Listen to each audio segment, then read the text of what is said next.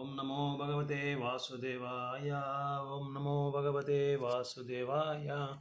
Narayanam Namaskrityam Naram Chaiva Narottamam Devim Saraswatim Vyasam Tado Jayamudri Nashtaprayeshu Abhadreshu Nityam Bhagavata Sevaya Bhagavate Uttamasloke Bhaktir Bhavati Naistiki Mukam Karoti Vachalam Pangum Langayate Girim Yatkrupatam Vande Shri Gurun Dinatarinam Paramananda Madhava Shri Chaitanya Ishwaram Krishnaya Vasudevaya Devaki Nandanaya Cham Nandagopakumaraya Govindaya Namo Namaha. Reading from Srimad Bagavatam, Canto 11, Chapter 3, text number 46. Vedoktam eva kurvano Nishangorpitam Deshvare Naiskarmyam labate siddhim rochanartha palashrutihi. Word by word, Veda Uktam, the regulated activities described by the Vedas. Eva, certainly, Kurvanaha, performing, Nishangaha, without attachment, Arpitam, offered, Ishvare, to the Supreme Lord, Naiskarmyam, of liberation from material work and its reaction, Labate, one achieves, Siddhim, perfection, Rochanartha, for the purpose of giving encouragement, Palashruti, the promise of material results given in the Vedic scriptures. Translation purport given by disciples of Bhaktivedanta Swami Srila Prabhupada Ki Jai. By executing without attachment the regulated activities prescribed in the Vedas, offering the results of such work to the Supreme Lord, one attains the perfection of freedom from the bondage of material work. The material results offered in the revealed scriptures are not actual goal of Vedic knowledge, but are meant for stimulating the interest of the performer. Human life is an opportunity offered by the laws of nature to the conditioned soul so that he may understand his eternal relationship with the Supreme Personality of Godhead. Unfortunately, even in the human form of life, most living entities remain addicted to improving the standard of animal activities, namely eating, sleeping, defending, and mating. Almost no one is interested in the actual success of life. Krishna consciousness. Srotavyadini Rajendra Nunam Shanti Sahasrasaham Apasyatam Atmatattvam Gruheshu Gruhamedinam. Those persons who are materially engrossed, being blind to knowledge of ultimate truth, have many subject matters for hearing in human society.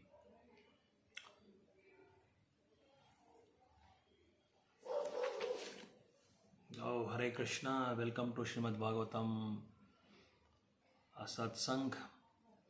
So as from past couple of months we have been discussing about the intricacies of Srimad Bagavatam, 11th canto, where King Nimi humbly takes the position and tries to get enlightenment, and also wants to he has the desire to renounce from his worldly activities. So to renounce from worldly activities, one should not as of now can renounce everything in a fraction of a second. So it's not at all advisable. It's not practical also. That's why Nimi gradually, by incurring and incurring and surrendering to the realized souls, like Navayogendras, to Navayogendras. So Nimi, King Nimi, with the great humility, tries to get clarification for his unanswered questions, So each and every sage is trying to make Nimi Maharaj very crystal clear in his spiritual activities. So each and everyone is trying to focus or throw light on different aspects of Vedic knowledge.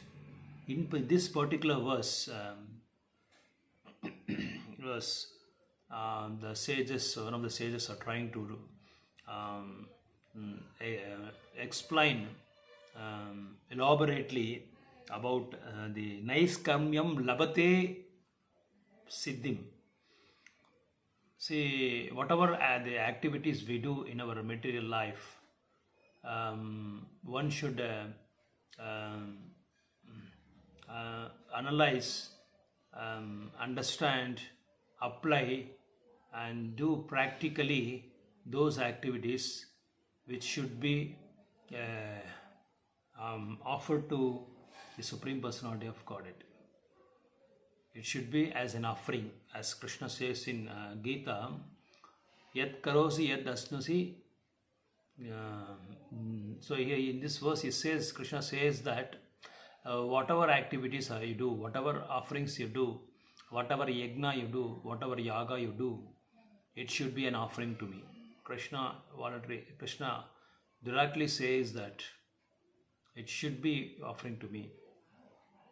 So here in this verse, Naiskarmyam Labate Siddhim,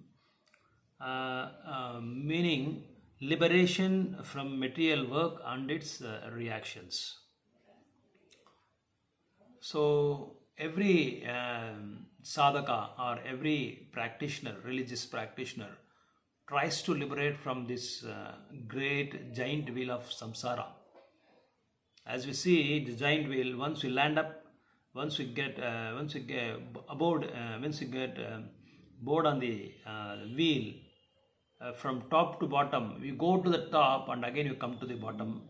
Again you go to the top and again you come to the bottom. It keeps on revolving. That is called a giant wheel, or it is called a samsara. Similarly, in samsara also we take birth and again we leave this body, again we take birth. Punarati jananam, punarati maranam. As Sripad Shankaracharya says. So in Gita also Krishna says that every birth has its own way to die also. So once you get birth, you are forced to die. So to get rid of from this birth and death cycle, one has to be liberated from his material activities and its actions. There is a very famous story wherein the king has a beautiful prince who is fully engrossed in all the material activities, knowing his father is a king, knowing that he has all facilities. So why can't I enjoy these facilities given by my father? So the king is a very intelligent person and a very good religious practitioner also, and knows how to parent the child. One day calls his son, the young prince, my dear son, I have appointed one sadhu and I have took appointment from him also. So you better go to that Gurukul and take his guidance, treat him as a mentor, and follow whatever instructions he is going to give you. Whatever instructions he will give, whatever instructions he gives you, just follow it. But princess can't reject his father's instructions. So without any hesitation, he said, "Okay, father, okay, my dear father, I'll proceed with that particular service. So please bless me." But internally, the prince was not having any inclination towards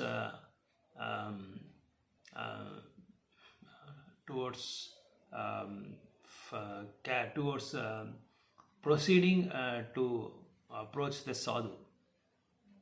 So he doesn't have any inclination. His desire is totally his thoughts and his plans and his desires are entirely different from his father's thoughts. So the king also sent one servant also along with this prince. So the prince went to the sadhu, and sadhu, he paid obeisance to sadhu.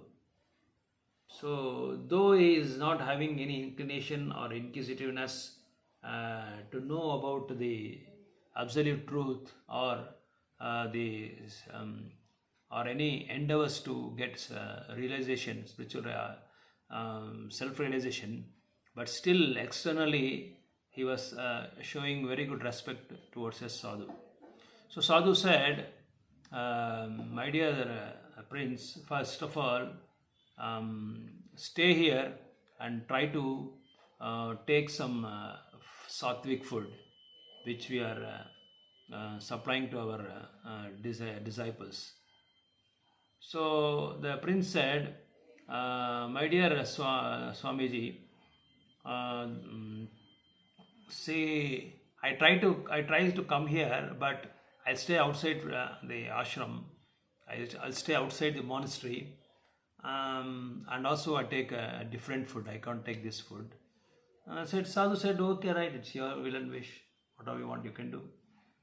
Because the sadhu, all of a sudden he cannot slap the prince immediately by using sarcastic words.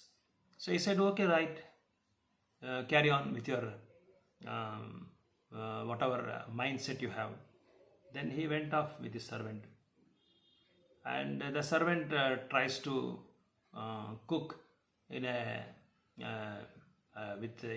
different taste, very hot, very sour, very bitter, and very tasty, with full spicy,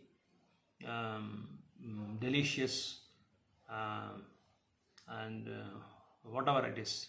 We know that how the materialistic people have their own food by having a very and there is a glutton also. Whenever he wants, he eats like a hog, and speaks like a materialistic fellow. So the prince started. Taking this food which is full of passion and ignorance. But the point here is, the king had an intention sending his son to sadhu to remove all his passions and all his anarthas. That's the point here. That is the intention why the king has sent this particular prince to a sadhu. But here the scene is entirely different. So it's obscene, totally different it is. So the sadhu was trying to bring a prince to the monastery, but he was avoiding it, and so he was not able to coordinate. So then he called the servant. The sadhu called the servant and told him that you are going to cook to the prince, but you cook in such a way that the ingredients given by our monastery people or our ashram. Then he got a little confused. The prince is saying, according to me, according to my style, you have to cook, and the way sadhu is saying, according to my prince, my advice, or according to my style, Vedic style only, you have to cook. And one servant cannot please two masters. So he was totally stuck with this, and then he decided, whatever prince says, I will follow, because he is under the control of him. So that's why he said, okay. He said, and then as usual, he was cooking according to the prince taste. So by observing all this, the sadhu called a king and explained the situation. So the king was really happy, and he was expressing his uh, words that I'm very sorry that my son is not able to follow your instructions, but fortunately, you somehow or other you connected to me. So this is a very great generous activity, and this is a very hope-giving factor for me. So it's it really helped me like anything. So immediately he called the servant and said, "Hey, whatever sadhu said, you should follow that instructions, and whatever sadhu says, like in that way only you have to cook." Then he started cooking in such a way that sadhu said. Then slowly, the prince, he called the prince also, the king also called the prince and instructed him and ordered him and commanded him that you have to follow the instructions of sadhu. That is the why I have sent you there. That is the main reason I have sent you there. Then without giving any reply, the son said, "Okay, right."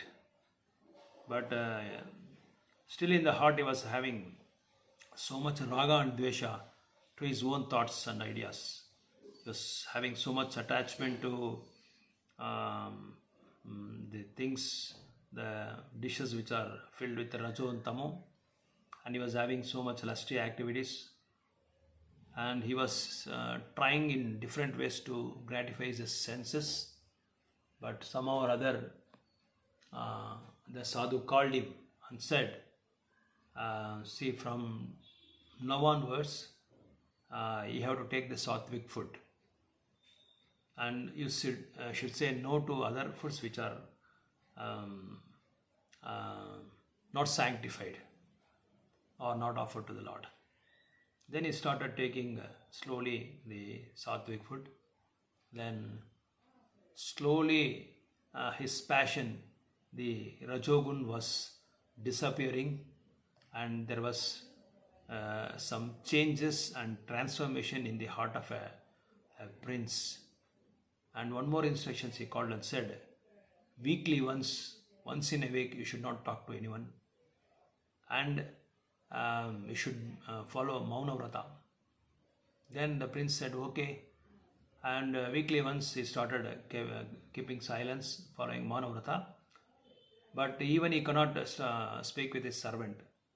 So for his service, he cannot call his servant also, but keeping the sadhu's words very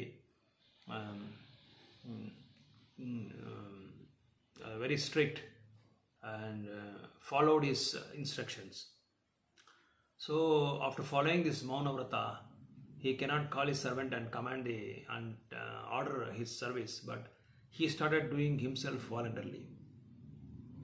Slowly, by following this particular instruction of Mauna Vrata, and his words, his thoughts, and so many things got changed, and he started remaining in a very humble position, because he started his work doing on his own without calling his servant.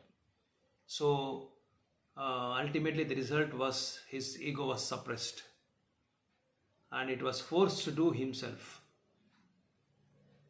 And one more thing, but you should not only keep quiet, but should also start glorifying the Lord, chanting the holy names of the Lord, and hear about Krishna Katha from our devotees and from me, but you should not talk anything. So like this, slowly, the prince started putting a lot of efforts by having a sattvic food, by observing Mauna Vrata, and later, eventually, he started observing vratas also, fasting also, like Ekadashi Vrata and appearance day of lordships. So, afterwards, when king met this prince, the sadhu met the prince, and the changes were very rapidly happening. His words were changed, his activities were changed, his characteristics were changed, and his appearance was also changed, and the presentation and the way he behaved with sadhu was entirely changed, because the distasteful towards sense gratification was away, and attachment towards spiritual activities were higher and higher, increasing every day.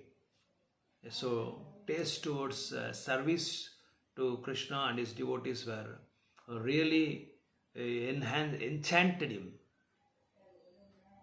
So here we can understand that these four characters are: the servant is senses, and the prince is mind, and the sadhu is intelligence, and the king is Atma.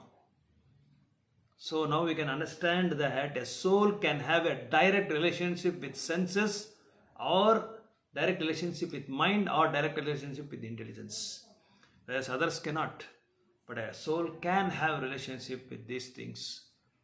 So that's why the soul has to decide, or intelligent enough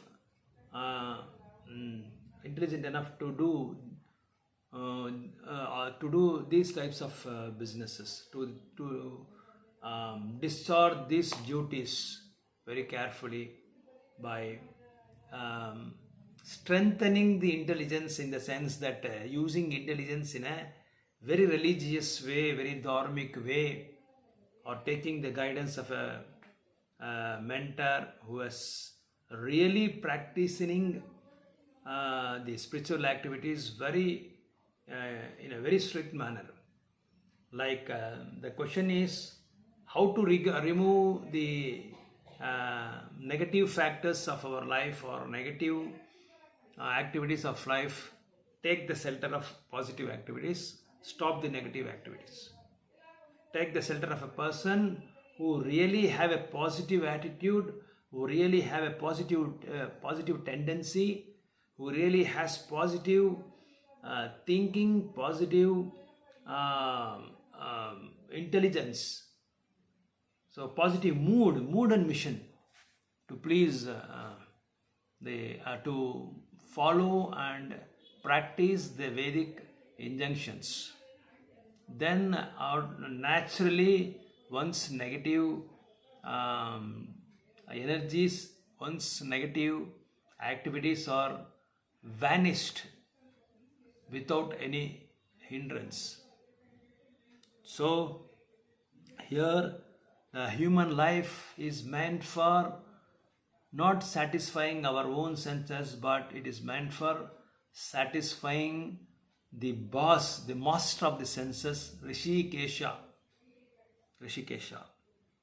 So because the soul may understand his eternal, so why this human life is awarded for us by the Lord? Because to understand the eternal relationship with the Lord and go back to his kingdom, so that he can enjoy there with all spiritual comforts and convenience. That is why this material world is a training center where we can practice all sort of spiritual activities which are demonstrated, or which are put forth in the spiritual life, in the spiritual world. So it is not just commonly followed by the animals, which is eating, mating, sleeping and defending. So that's not our real urge, or that's not our real life. The real life is something which is uncommon to these four activities: ahara, nidra, bhayamaitunamsa. So it is shamayeva pasuvir samana, because these four activities are common in both human and in animals. But the special prerogative or special gift given by Lord for the human beings is to discriminate the powers and to do religious activities. So that is the special boon given by the Lord. So we should not behave like animals. and almost in present society no one is interested in analyzing about this or in deeply thinking about these common four activities. Everything is after these four activities only, like animals. So that's where we should pause our life and think several times, um, and to take up this the aim of human life and the positive tendencies towards our religious activities. So in Bhagavatam also it is mentioned about uh, Grahastha and Grahamedi. So there is a difference between these two. Grahastha is a person who is having a regulated family life and keeps lordships as a center, and he aligns with his family members and discharges all his spiritual activities. Whereas Grahamedi is life is such a way is very abominable that all his activities are centered for sense gratification. So because of this sense gratification, the living beings are forced to throw in this samsara, in this material life. So it is stated in Parama Karunika Veda, Vedic knowledge is supremely merciful because it engages animalistic human beings in gradual process of purification that culminates in full consciousness of Lord Krishna, the Supreme Personality of Godhead. So the entire essence of Vedic study is to know about Lord, the compiler of these Vedas. Vedesya sarvam ahameva vedyai.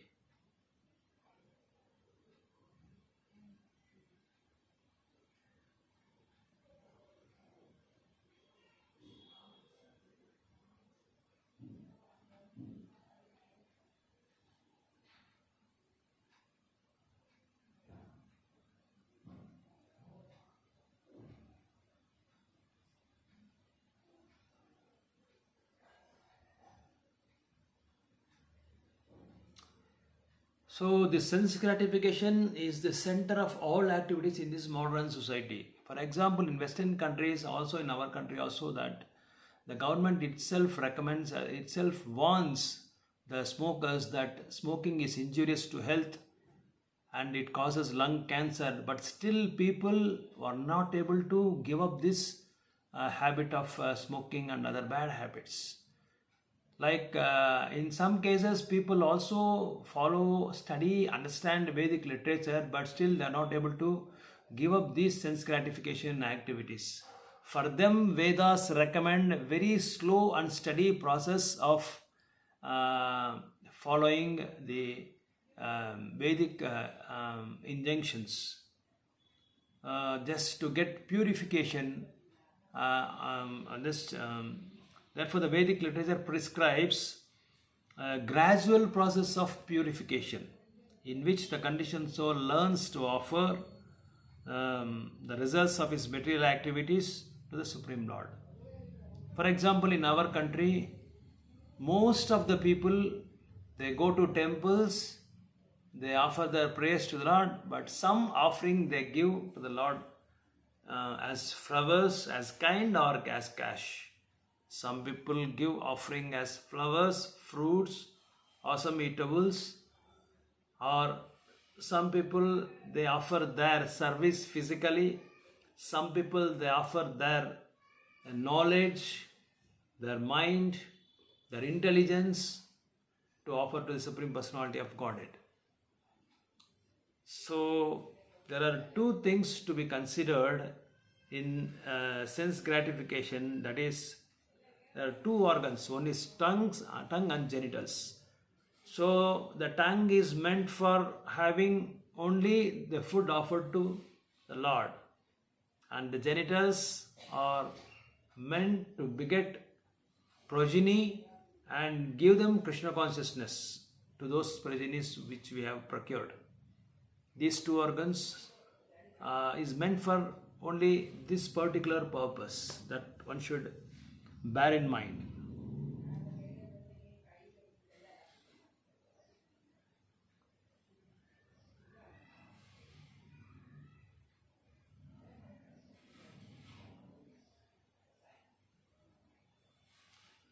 So by offering all our activities for the pleasure of the Lord or for the contentment of the Lord, then one will come to know that everything is to please our Lord. Every activity should be offered to Lord. Everything should be docile to the Supreme Personality of Godhead. So there is a class of duplicitous men who misunderstand the transcendental purpose of the Vedas and falsely claim that material fruitive results such as promotion to a heaven which is offered in the Agnistoma sacrifice constitute the ultimate goal of life, goal of the Vedas. Such foolish men have been described by Lord Krishna. So most of the people who have taken up these pious activities and who thinks that it is a religious activities, their main goal is to go back to the promote to the heavenly planets, where if we perform Agnistoma sacrifice. So Vedas, they think that is the ultimate goal of the Vedas, but that's really foolish. Only foolish men do that. But Krishna says in Shastras that in Vedas that Yam imam pushpitam vacham pravadante avipaschitaha veda vada rata partha nanyad astiti vadinaha kamatmanaha swargapara janma karma pala pradham kriya vishesha bahulam bhogaishwarya gatim prati. The meaning is, men of small knowledge are very much attached to the flowery words of the Vedas, which recommend various fruitive activities for elevation to heavenly planets, resultant good birth, power and so forth, being desirous of sense gratification and opulent life. They say that there is nothing more than this. To refute such foolish understanding of Vedic purposes, this verse uses the word nihsangaha, which means without attachment to material results. The actual purpose of the Vedas, arpitam ishvare, to offer everything to the Supreme Personality of Godhead. The result is siddhim, or the perfection of life, Krishna consciousness. So here we have to understand that there are three particular factors in our life. One is papa, punya, papakarya, punyakarya and bhakti karya. Many people think foolishly that if we increase our pious activities or punya karya, all our papa karyas will be vanished. It's really foolish to think like that. But Vedas says that whatever sinful activities we have done, we have to face those consequences or we have to get danda for that. And whatever the pious activities we have done, for all those pious activities, we will enjoy in the heavenly planet. And again, we'll come back to this Mrityu Loka. So there is no the philosophy of break even. If you do this, your sinful activities will become zero. There is no such system.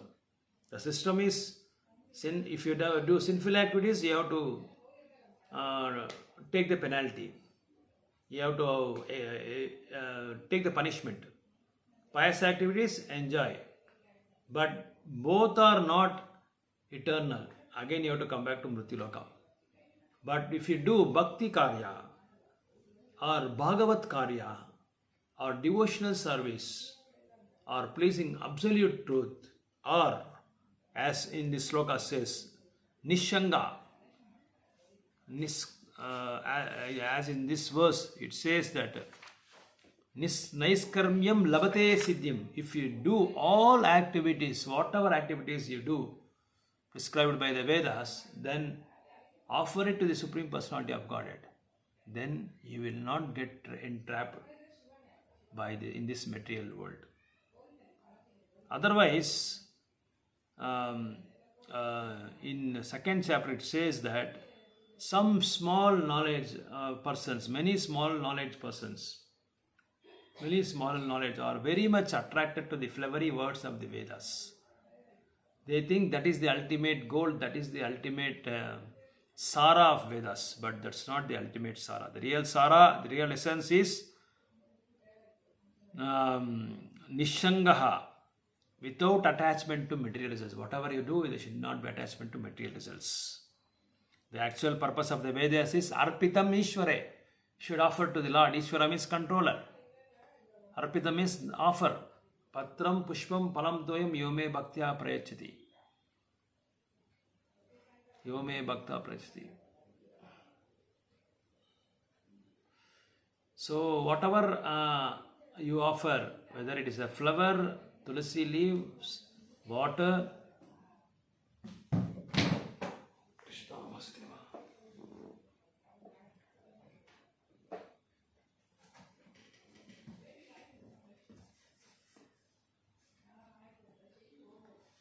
so Krishna says in this sloka that whatever you offer, do it with love and affection. Do it with pure devotion. Tadaham bhakti upahrutam asnami priyatatmanaha. He says 2 times bhakti. That means with pure devotion I accept your offerings. So here, arpitam ishvare. Whatever activities you do, just offer to me, that's all. Same activity you do, just a small penance, small sacrifice. Just give it to Krishna and take it, that's all. Buy new clothes, keep it in front of Krishna. Give it to the owner of this entire creation and take it as a prasadam. Cook whatever dishes you want, offer it to prasadam, offer the bhoga to Krishna and accept as a prasadam. What's difficulty in this? And the result is siddhim. You will get the perfection of life. Another word, Rochanartha Pala Shruti, clearly indicate that fruitive results promised in the Vedic literature are meant to stimulate materialistic person to have faith in the Vedic instructions. The example is given that child may be offered candy covered medicine.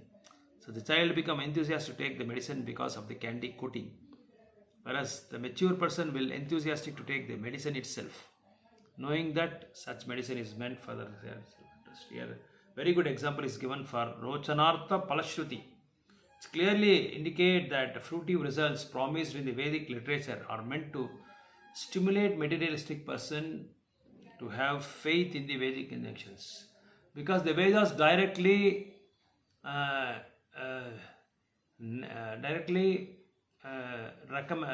not recommend. Vedas will not recommend.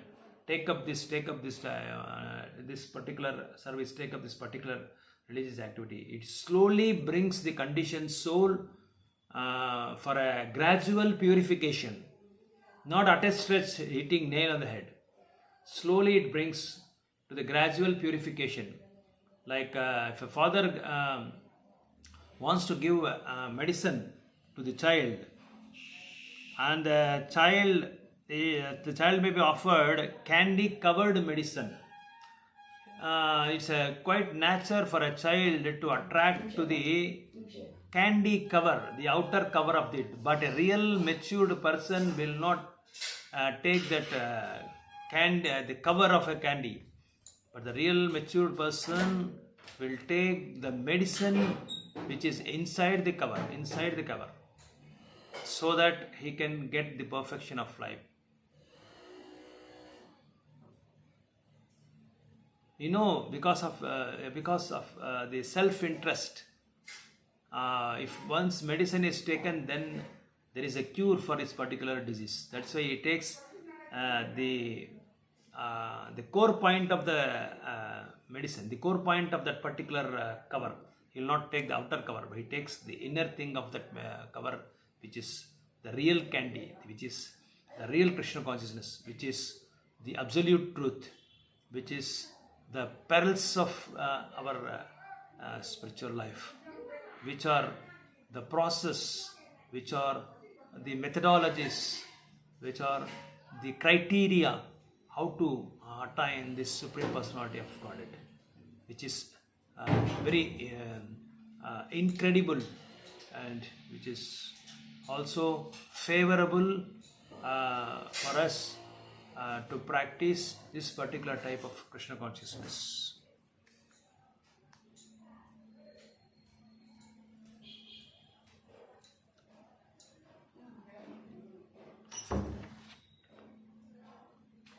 Because here the ordinary candy and the candy covered medicine appears to be same, and the taste also looks the same, but the candy covered medicine has its own therapeutic effect, not found in ordinary candy. Similarly, the words Naiskarmyam Labate Siddhim in this verse indicate that a faithful follower of the Vedic literature will gradually be promoted in the highest perfection of life, pure love of God, as stated by Chaitanya Mahaprabhu, Prema Pumartha Mahan. Hare Krishna, Krishna Krishna, Hare Hare Rama, Hare Rama.